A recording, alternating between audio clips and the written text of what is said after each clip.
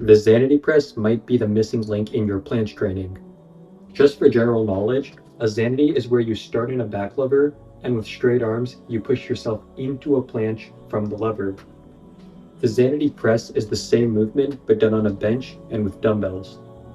To begin, lie on a bench in a hollow body hold. Now, since we're not prioritizing our core for this, if you find that your core strength is limiting you, you can do hollow body progressions instead. Don't get too comfortable with this though, because you do eventually want to do the exercise in a full hollow body hold position. Now keep your arms locked the entire time. The moment your arms bend in a planche, it's no longer a planche, so treat this exercise the same way. Turn your biceps forward and begin with your hands below your center of mass. To find your center of mass, just do a banded bent arm planche, and wherever your hands are in the bent arm planche is where they should be during the Zanity press. From here, again, keeping straight arms, press as high as you can while still keeping your hands in line with your center of mass. In my case, my center of mass is roughly at the hips, so I start with my arms as low as possible while still being in line with my hips. Then I press all the way up to here. Pressing any further than this starts to replicate the planche press. This is where you start in a planche, and while maintaining straight arms, you press into a handstand. While there isn't anything wrong with this, specificity matters, and you're going to be using really light weights, and I've never seen a clip of somebody doing a Zanity where they start in a back lever and press into a planche with straight arms. So it's better to keep the range shorter and increase the weight you're lifting over time to actually build up to the planche. There's also the safety risk. Once you do get to heavier dumbbells, you won't really want to bring them all the way over and back. Now, I don't know if this is necessary, but I do also protract and depress my scapula, again, just for specificity's sake. Lastly, I know this is obvious, but use a weight you can handle. The Zanity press loads your bicep tendons, so getting injured is a much bigger deal than something like getting injured on a shoulder press or handstand push-up. Record your sets because although it's subtle, it's easy to start jerking your upper back, and since we're in a hollow body hold, we create a bit of space between the upper back and the bench. And I realized this during a session that I was swinging to bring the weight up. As a general rule, I'd say use a weight that you can hold at the top. If we translate this to planche terms, not being able to hold the weight at the top of a Zanity press is the equivalent of pressing from the back lever to the planche while not even being able to hold the planche. Now, why should you do this? In a planche, there's a lot going on.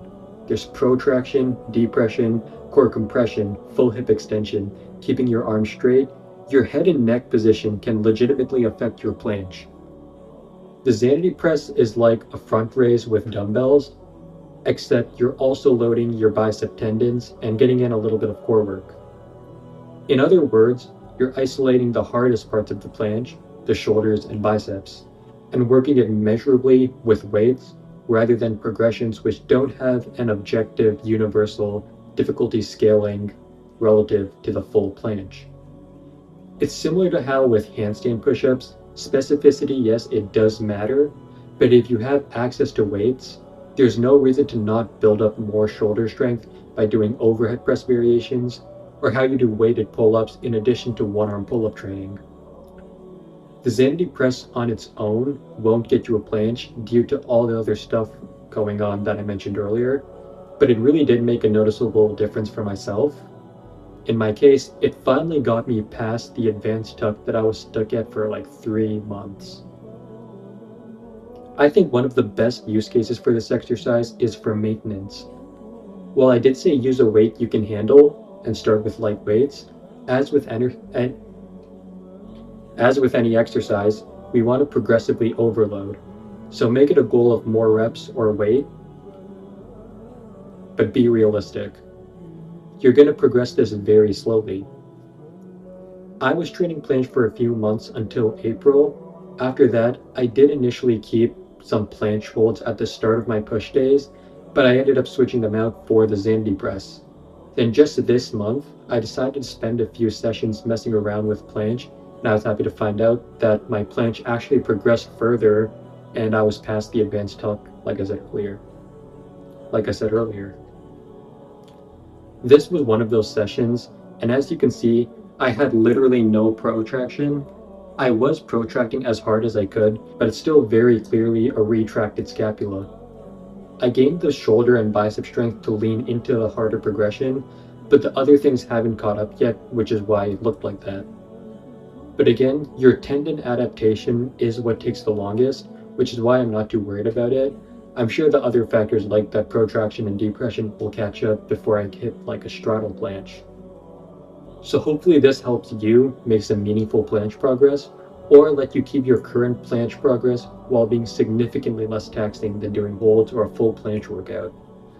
The main takeaways are to train safely, but still apply progressive overload. Keep your form as strict as you do when you do a full planche, and specificity matters, so this won't get you a full planche on its own.